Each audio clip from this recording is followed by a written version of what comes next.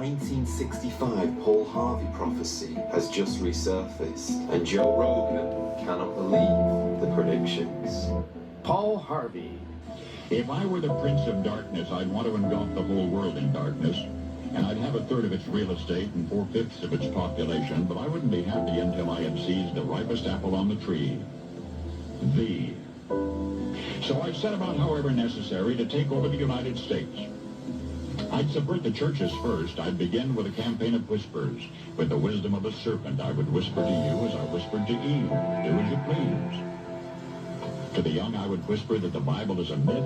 I would convince them that man created God instead of the other way around. I would confide that what's bad is good and what's good is square. And the old I would teach to pray after me, Our Father, which art in Washington.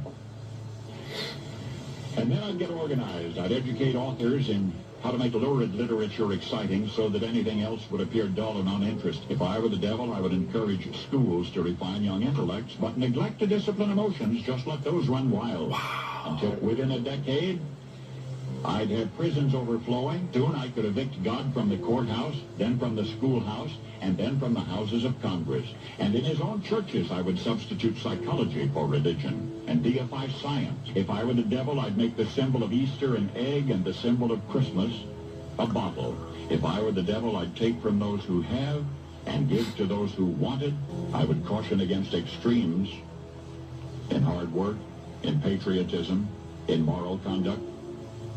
I would convince the young that marriage is old-fashioned. In other words, if I were the devil, I'd just keep right on doing what he's doing. What year was that?